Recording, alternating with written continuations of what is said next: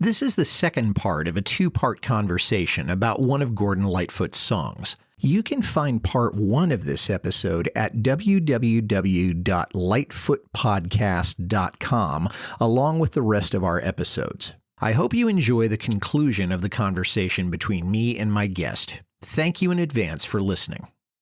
The first guest of the evening is truly a poet. He's an artist. He is a friend and an inspiration to anyone who I think who has ever played the guitar or tried to write poetry. Would you please welcome Gordon Lightfoot?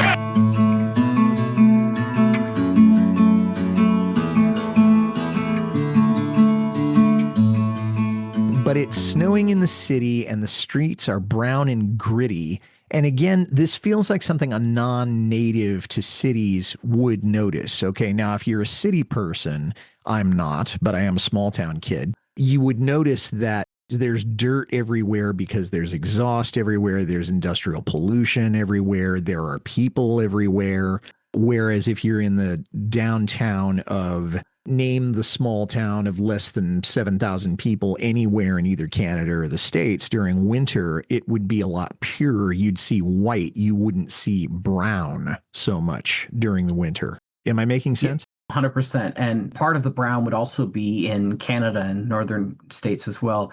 You use a lot of salt to try to break up some of the ice. And that salt will mix as well with the snow and create really dusky and brown looking streets that need to be swept off or washed away at times.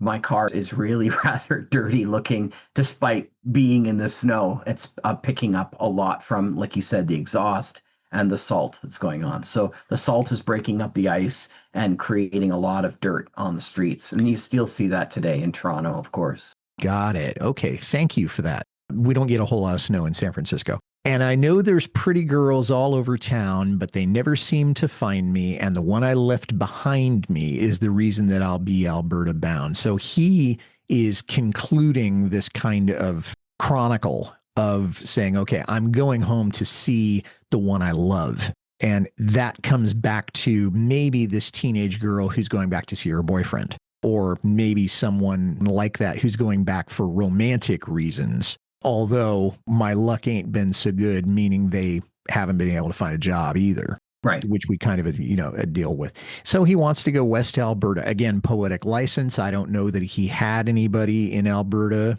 I'm not sure where the Mountains and Marianne character lived. But in any case, he's headed there with the idea that he's going home to see his loved one. And it's interesting, in his typical fashion, he sort of ends with that as sort of like his final confession, because he earlier talks about seeing his parents. But in the end, you don't just want to see your parents, you want to see that girl you left behind, right? So there's that aspect as well, that's in the back of his mind, and that's what's maybe pushing him forward too.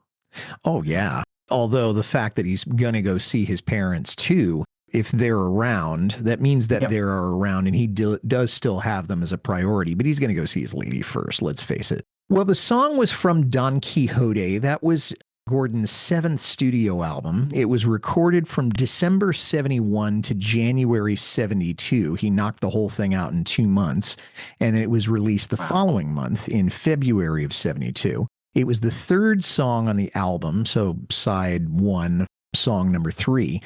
The song was released as a single, and in something that I absolutely do not understand at all, it did not chart anywhere. Now, I'll talk about the album in a second or two, but the single absolutely fell flat. Jack, I cannot understand why. You got any ideas? No idea. It makes no sense to me as well. Maybe at the time it was too sort of easygoing and didn't have as much of a bite as some of the other songs that were happening at the time. Maybe that's it. I don't know. I can't get myself to the head, because it is such an easygoing song that you could see some Jim Croce easygoing songs doing that as well for the same reasons, right? There are certain songs that he did that were just sort of fun to just sing along and toe tap, but maybe didn't chart in the same way either at around the same era. So yeah, I think that's it. Although, to be fair, Croce really had a lousy record deal. I'd like to think that Gordon had a much better one.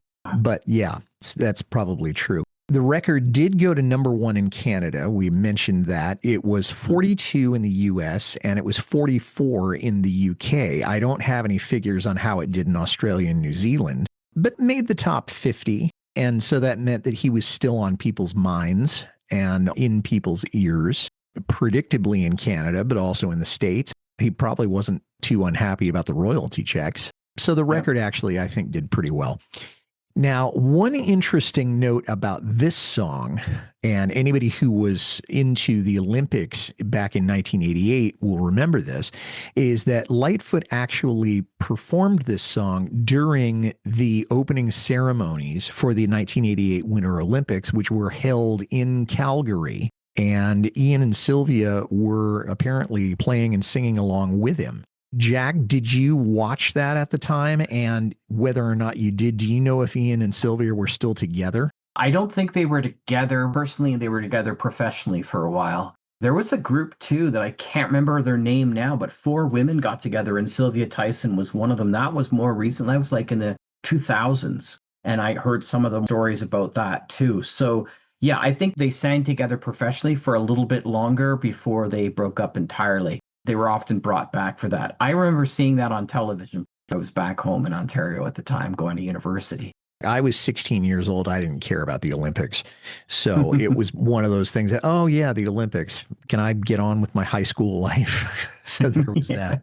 Well, on the record, most of the usual lot, Gordon was playing 6 and 12 string. He's the only listed vocalist on the record. Red Shea played a high string guitar, the classical guitar, and dobro. I'll talk about that again in a second. Terry Clements was playing lead acoustic guitar, and he did a wonderful fill on that song.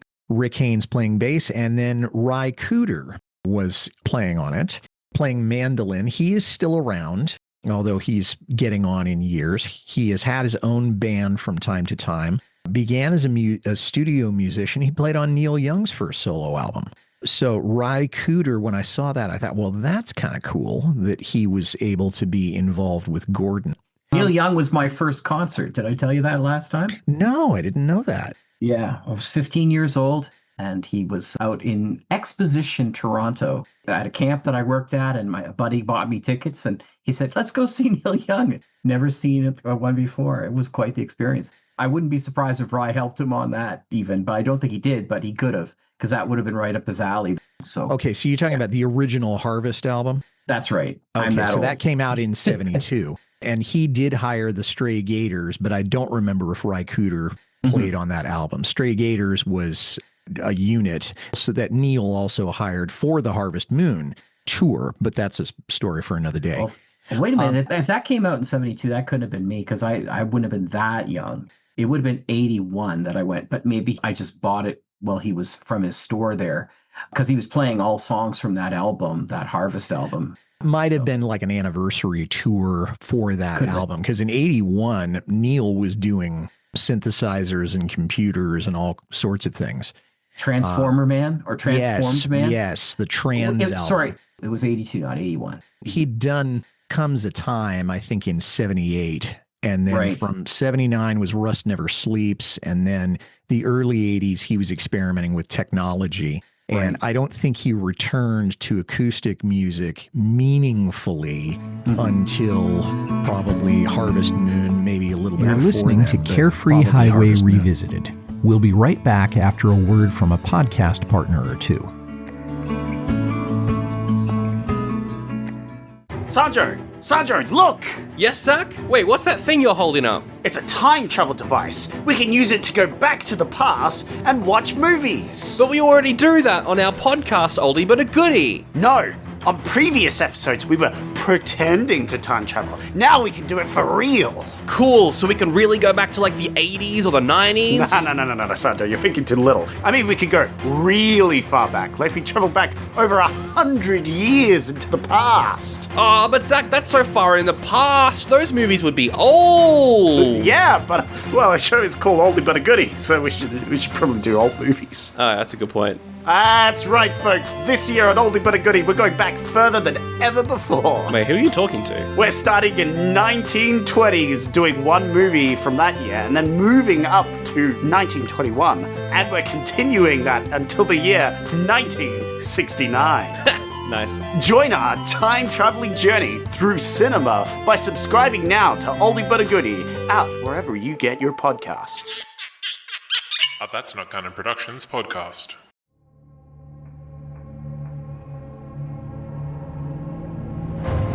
One minute, you're a teacher preparing for the new school year.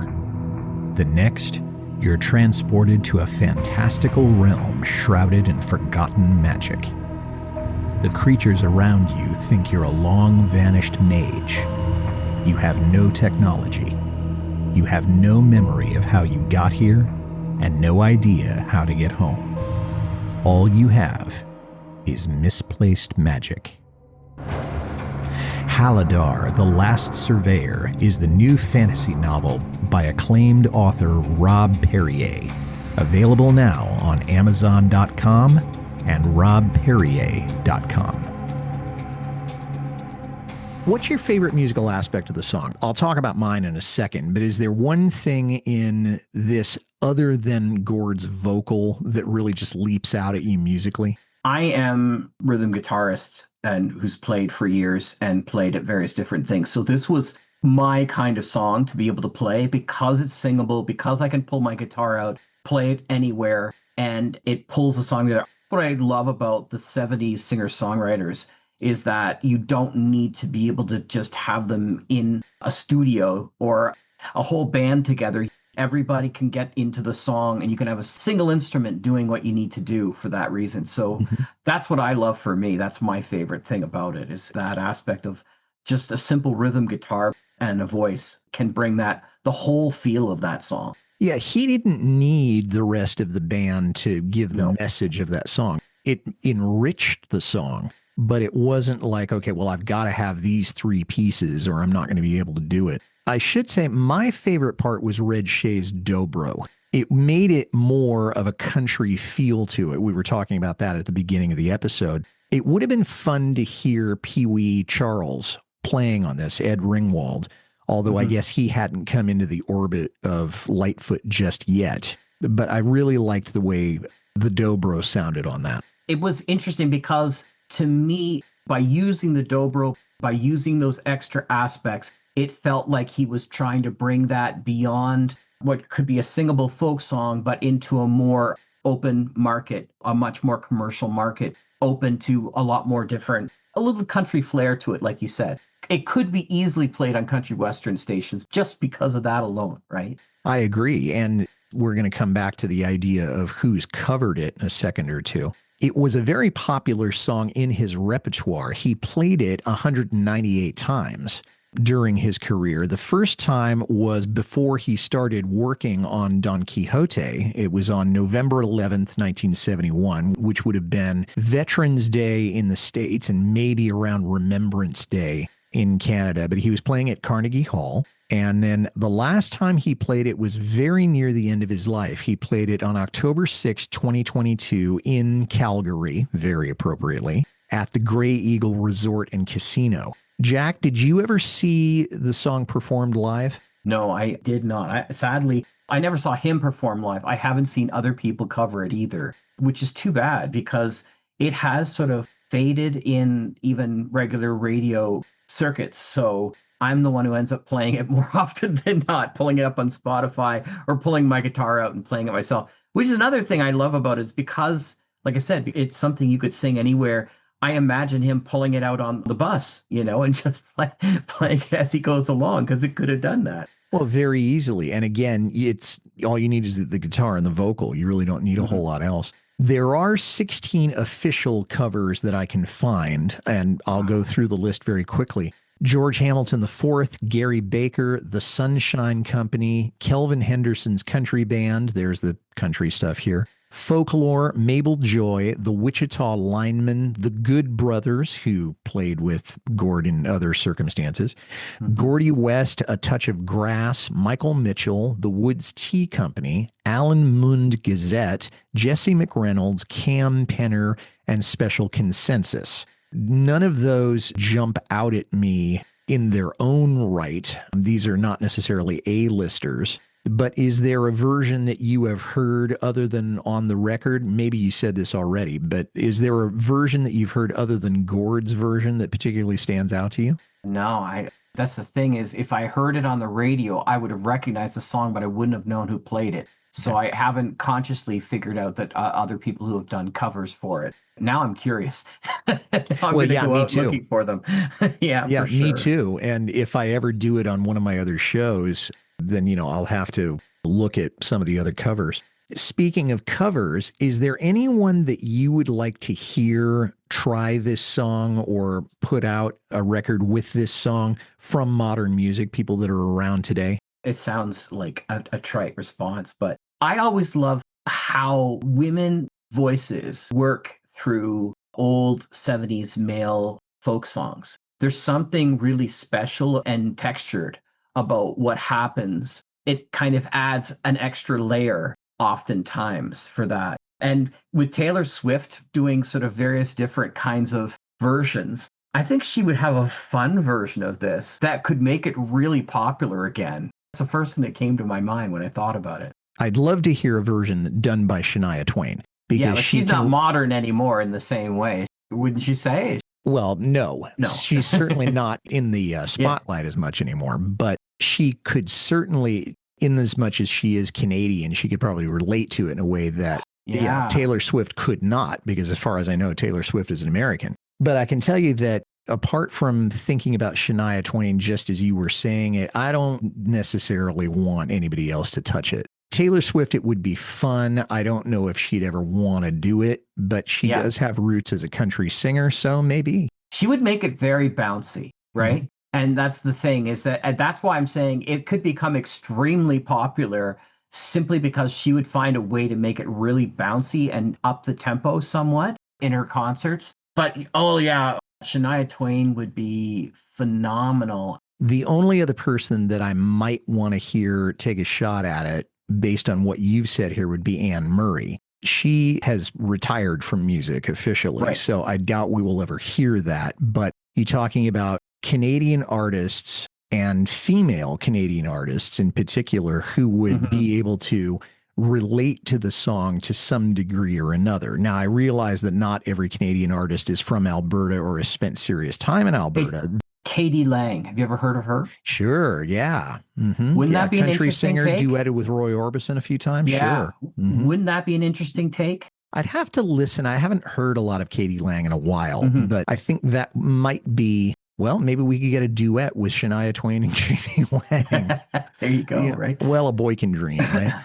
Jack, as we're kind of winding down here talking about the song, any other closing thoughts on it? And then I wanted to ask you a little bit about what's been going on with your other audio exploits. Nothing about the song particularly, but this did bring up a really important thing that I wanted to ask you from Canadian to an American. In that time, there is like a triumvirate in my mind of Canadian acts, which are like super Canadiana. People would sit there and say, this person is Canada. And Gordon Lightfoot is one of them. And I'm wondering if you know the other two, and if Gordon Lightfoot is much more popular in the States than the other two or not, because I wouldn't know. Now, you're talking about at this particular point in That's time? Right.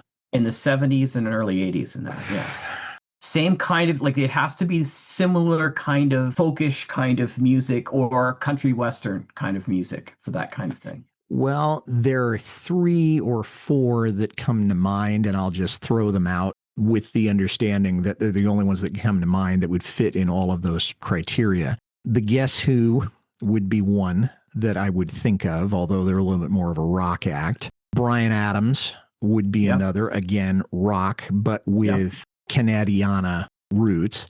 And then I guess I'd say Neil Young, although he has since become, I can't think of a better way to say it. He's become Americanized. And then the only one I would think of would be Joni Mitchell. There you go. And Joni became an American citizen and became very Americanized as well. Yeah, I would say that the first ones you got, those are Canadian icons, but they are definitively more international as well, and don't just sing songs about their love of Canada in any way, shape, or form for that reason. So the 3 that I was thinking of is Gordon, of course, a guy named Stomping Tom Connors. Do you know that name? Never heard that one. He was a monstrous hit in Canada.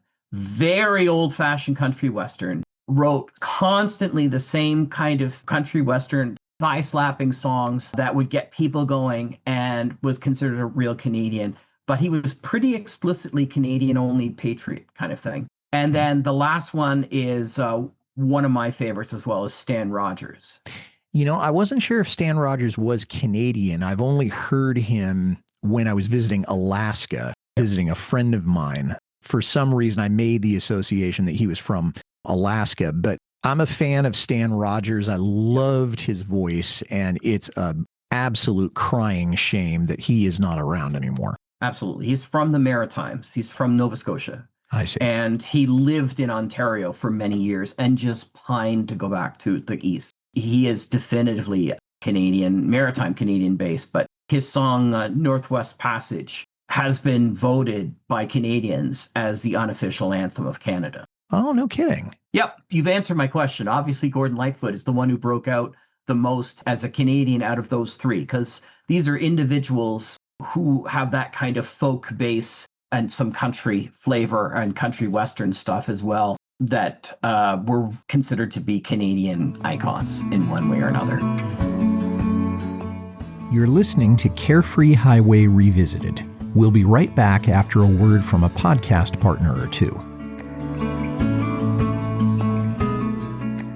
250 and Counting is the podcast that walks you through American history one day at a time. I'm Mike Messner. I'm Claude Call. Join us as we spend just a couple of minutes with you Each day, telling you about the events that took place exactly 250 years ago on that date. you'll learn more about the big events And the small events that led to American independence. Look for 250 and Counting in your favorite podcast software. That's 250 and Counting from Acroasis Media.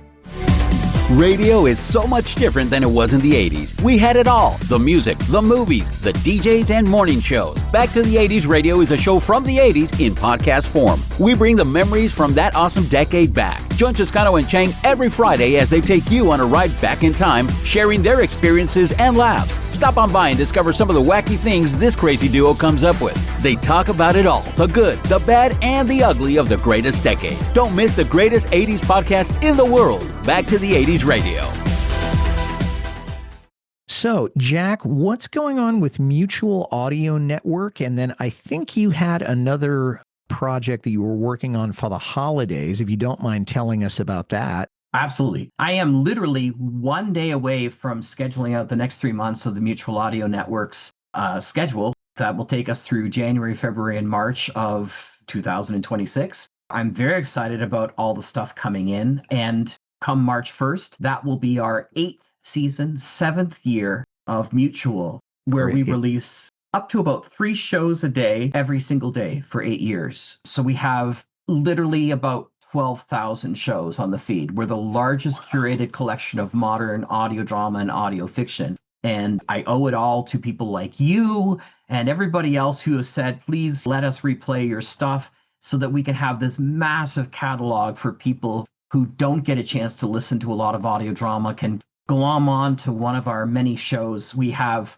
of course, the Mutual Audio Network feed, which is our main feed, which has all of these shows. But people who just like certain genres, like those people who love action, adventure, and spy mystery stuff might listen to Thursday Thrillers, where they can catch your work, or Wednesday Wonders, our award-winning science fiction and fantasy series, and Tuesday Terror for horror, and Friday Follies for comedy, and Saturday Story Circle for kids stuff, and the Sunday Showcase, our brand new stuff that happens every week straight out of Mutual. So any kind of new releases come through there first. So very exciting. I started this up years ago when a good friend of mine took his life, and we lost a great light in the audio drama community. And I had just come back with other people that I had met there and became really good friends as we scattered his ashes. And I said, how can I keep this going? And so I expanded the Sonic Society, which is the world's largest and longest running showcase of modern audio drama at 21 years